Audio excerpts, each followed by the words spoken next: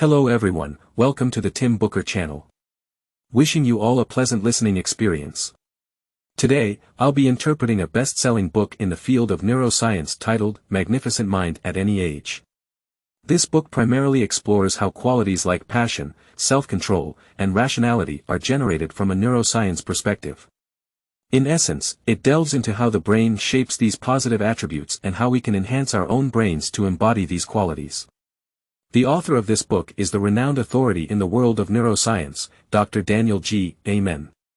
In the United States, he is often referred to as Dr. Amen. He is recognized as the father of American brain health, acclaimed as the most popular psychiatrist in the United States by the Washington Post. Dr. Amen also founded the world-renowned Amen Clinics, which has amassed over 100,000 brain imaging scans from around the world, making it one of the largest neuroscience databases globally.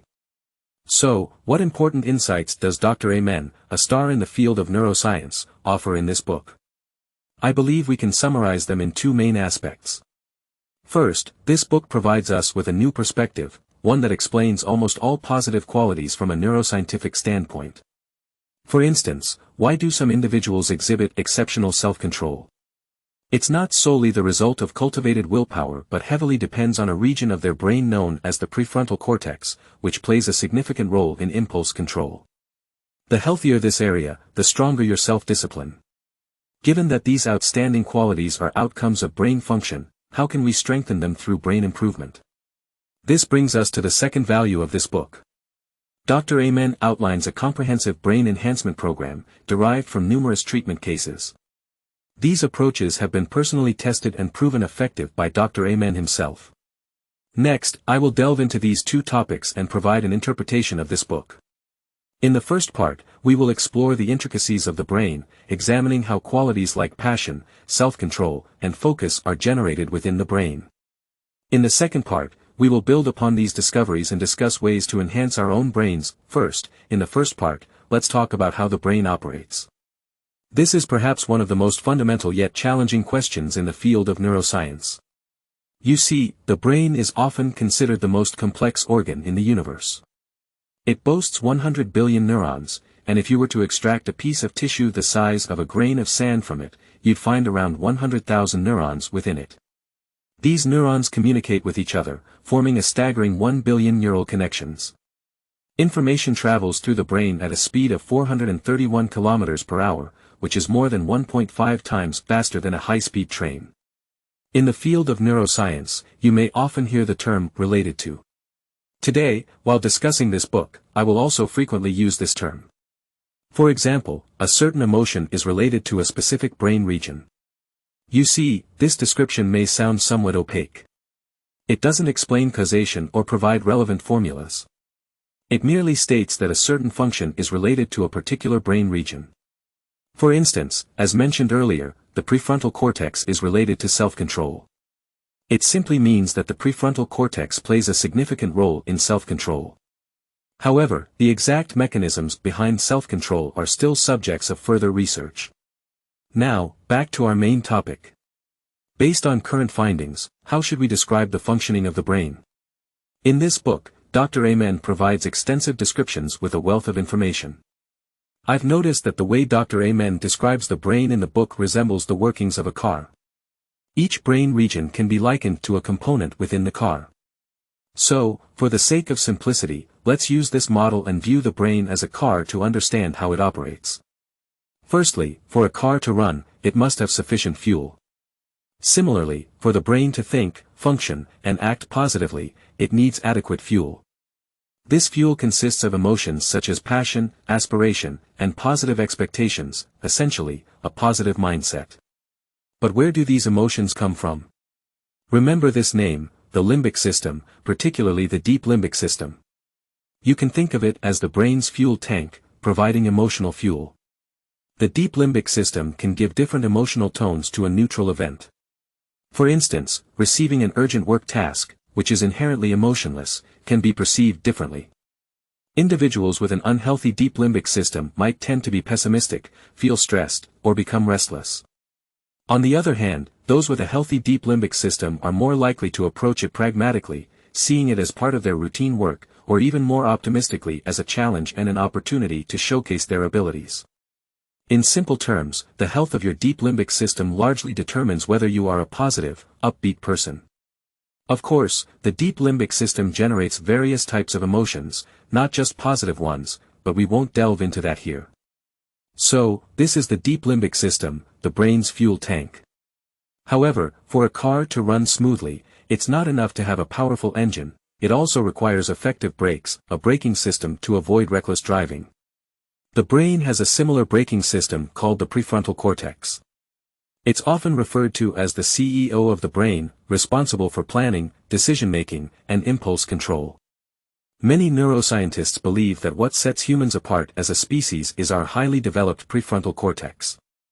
In all animals, the human prefrontal cortex is the largest, accounting for 30% of the human brain, while in elephants, it's 11%, in dogs 7%, and in cats just 3%. For humans, an unhealthy prefrontal cortex can be akin to faulty brakes, the person becomes impulsive and loses control. It's like a company without supervision, employees do as they please, and nothing gets done. However, an excessively active prefrontal cortex is also problematic. It's like driving a car with one foot on the gas pedal and the other on the brake, the car can't move quickly. In other words, an overly active prefrontal cortex, like an overly controlling boss, micromanages everything, making employees anxious and ultimately unproductive. For instance, some individuals are overly sensitive, becoming anxious at the slightest provocation. This is often associated with an overactive prefrontal cortex. Our goal isn't to keep the prefrontal cortex in a hyperactive state but to maintain it at a healthy, normal level. We'll discuss how to achieve this later. So, this is the brain's braking system, the prefrontal cortex. Of course, for a car to drive properly, you can't simply maintain a constant speed, you need to adjust your speed according to road conditions. This requires a flexible gearbox that allows you to shift between gears freely. In our brain, there is also a gear shift lever, known as the anterior cingulate cortex. The anterior cingulate cortex controls cognitive flexibility in the brain, allowing you to have the ability to shift your attention from one thing to another at any given moment. When this part experiences issues, a person tends to get stuck on things and can't easily move on. In severe cases, it can lead to cognitive rigidity, such as constantly washing hands or worrying about whether the door is locked when leaving. In milder cases, it may manifest as being overly fixated, like road rage. Some individuals instinctively say no because they find it difficult to shift their attention away from one thing, meaning they instinctively reject new information. When someone talks to them, their habitual response is to say no. Of course, they might not actually reject it internally, but their immediate reaction is to instinctively say no. Dr. Amen has also found in his patients that many people in the workplace adhere to routines and avoid trying new things, not because they lack innovation, but because their anterior cingulate cortex isn't healthy enough, leading to a lack of cognitive flexibility. This results in them always focusing on the existing situation and being unable to shift their attention to new things. So, this is the gear shift lever in the brain, known as the anterior cingulate cortex.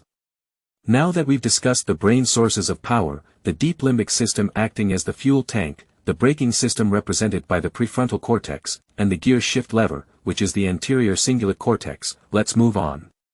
However, having these components isn't enough because no road is ever navigated by a single car. To drive fast and safely, you must also coordinate with other vehicles, maintaining a reasonable distance. For this, you need a complete set of rearview mirrors to see vehicles from all sides. In the brain, there's a function similar to rearview mirrors called the temporal lobe. Its role is to help you process social information from all directions and better maintain social relationships with those around you. In neuroscience, the temporal lobe is also referred to as the brain's armrest, just like the armrest of a chair, helping us perceive subtle social cues.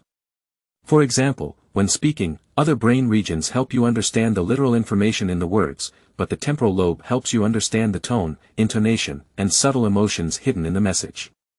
In simple terms, it sharpens your perception.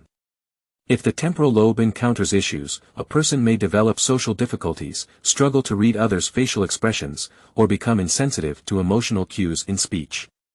Similarly, they may have difficulty accurately expressing their own social intentions. It's like driving without rearview mirrors, you can't observe vehicles around you properly, leading to potential collisions. So, this is the brain's rearview mirror, called the temporal lobe, helping us recognize social cues and manage social relationships. Of course, for a car to drive smoothly, it's not just about managing relationships with surrounding vehicles, it also needs a good driving experience, which involves self-coordination. When you step on the gas, you want to accelerate quickly, and when you hit the brakes, you need to stop promptly. This requires a well-functioning transmission system in the car, including gears and axles. In our brain, there's a system that allows various parts of the body to coordinate, and it's called the cerebellum. The cerebellum only occupies 10% of the brain's volume, but its neurons make up 50% of the entire brain. It serves as the transmission system for coordinating brain activity and physical behavior. For instance, when you have a thought in your mind, the cerebellum helps you articulate it clearly. Likewise, in activities such as playing sports, the cerebellum ensures that your body movements are coordinated. These processes that translate thoughts into physical actions rely on the cerebellum. If the cerebellum's activity is low, a person may become clumsy, with poor coordination between the body and the brain. For example, they may walk awkwardly, write with crooked lines, or lack coordination in their actions. So, this is the cerebellum, responsible for coordinating body movements and brain activity. Now that we've covered most of the major components of this car, it's missing one last thing, the stress response system. For a car, this would include safety features like airbags and automatic braking. These systems protect the driver in sudden situations. In our brain, there's a region responsible for stress responses, called the basal ganglia. The basal ganglia serves as the brain stress protection system, and one of its main functions is to ensure appropriate bodily responses when faced with sudden situations. For example, when startled, you immediately freeze in place. When experiencing excitement, you enthusiastically jump around. Faced with a threat, your instinct is to escape. All these stress-related emotions and bodily responses rely on the basal ganglia. If the basal ganglia is overly active, a person can become excessively sensitive. For instance, during a conversation, if someone slightly disagrees, they might feel the other person is hostile, leading to heightened alertness or even anxiety. Similarly, receiving a small compliment might trigger excessive excitement, leaving them fixated on minor achievements.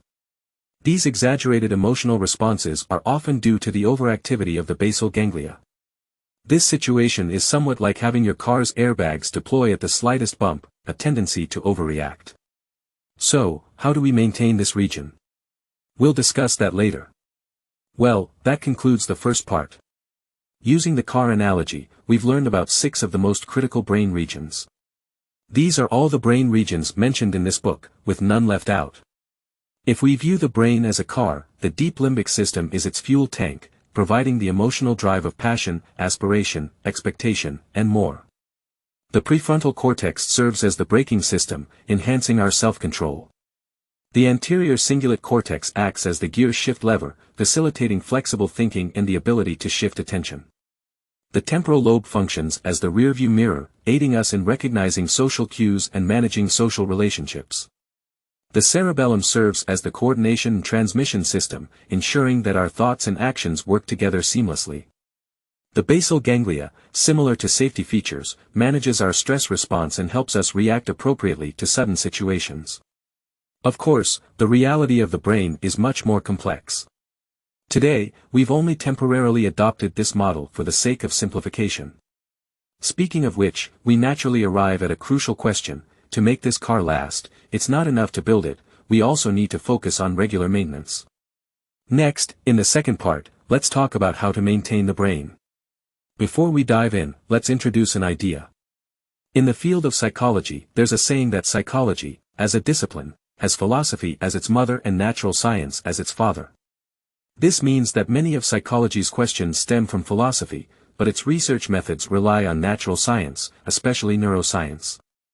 From this statement, you can see that psychology, philosophy, and neuroscience are intricately connected disciplines.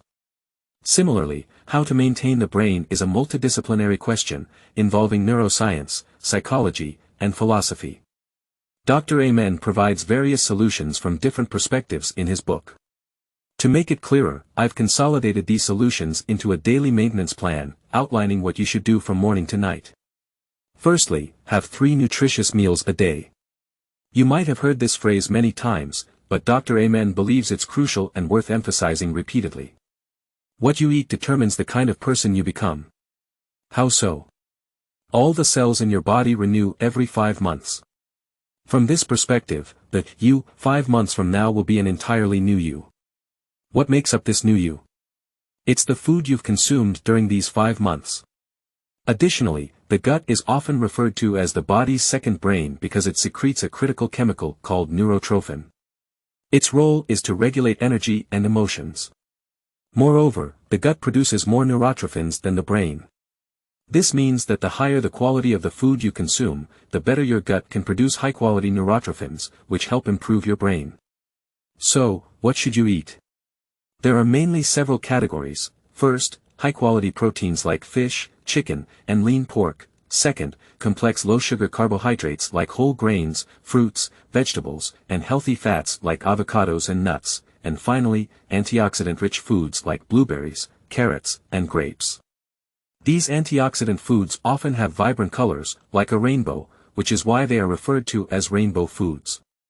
So, after discussing eating habits, let's move on to the second point of this maintenance plan.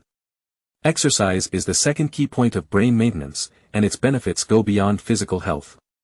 From a neuroscience perspective, exercise not only strengthens the body but also enhances the brain. First, exercise increases blood flow in the brain, delivering oxygen, glucose, and other nutrients through the bloodstream. Second, exercise triggers the production of a substance called brain-derived neurotrophic factor, BDNF, which nourishes nerve growth. What's more important is that exercise promotes the generation of new cells in the prefrontal cortex and temporal lobes. However, these newly generated cells are somewhat fragile. If you don't provide them with stimulation, they will only survive for 4 weeks before dying. So, don't waste these newly grown brain cells that exercise has worked hard to produce. Find ways to stimulate them. How to stimulate them? It's simple: learn more, read more.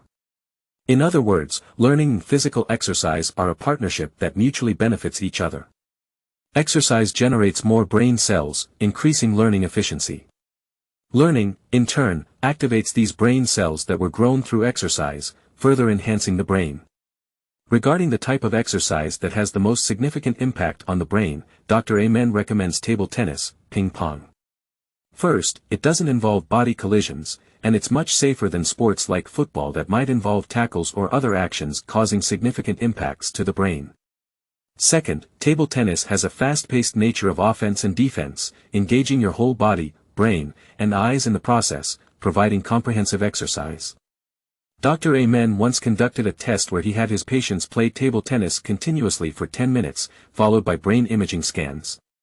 The results showed that after playing, both the prefrontal cortex and cerebellum in the brain showed significantly increased activity. Of course, besides table tennis, aerobic exercises like jogging and jumping rope are also excellent choices. So, this is the second key point of brain maintenance: engage in regular physical activity. The third key point is to spend some time each day thinking about things that make you happy. At first, you might find this concept strange because the brain is a physiological organ, and you might wonder how psychological associations can have a significant effect on it. To understand why this method is effective, we need to know what happens in the brain when you think. Simply put, this process is similar to practicing soccer. When you practice soccer, if you repeatedly train a particular movement, that movement becomes more and more proficient. Over time, it becomes a conditioned reflex, and you perform it subconsciously without thinking. The muscle groups related to that action also become stronger and more resilient. Similarly, when your brain is thinking, it's like playing soccer. A certain type of thought corresponds to a specific neural circuit. Happy memories activate brain regions associated with happiness, while sad memories activate regions related to sadness. This means that the more you recall joyful experiences, the stronger the brain regions associated with happiness become, and they become more readily accessible to you. In other words, for the brain, happiness is a skill that grows stronger with practice. That's why optimistic people tend to become even more optimistic, while pessimistic individuals often become increasingly pessimistic. So, this is the third key point: spend some time each day thinking about things that bring you joy. That concludes the second part, covering how to maintain the brain. Actually, Dr. Amen's plan can be summarized in 3 simple sentences: eat well, exercise more, and think about happy memories. These methods themselves may sound familiar, but what makes Dr. Amen interesting is that he not only provides the methods but also explains the principles behind them.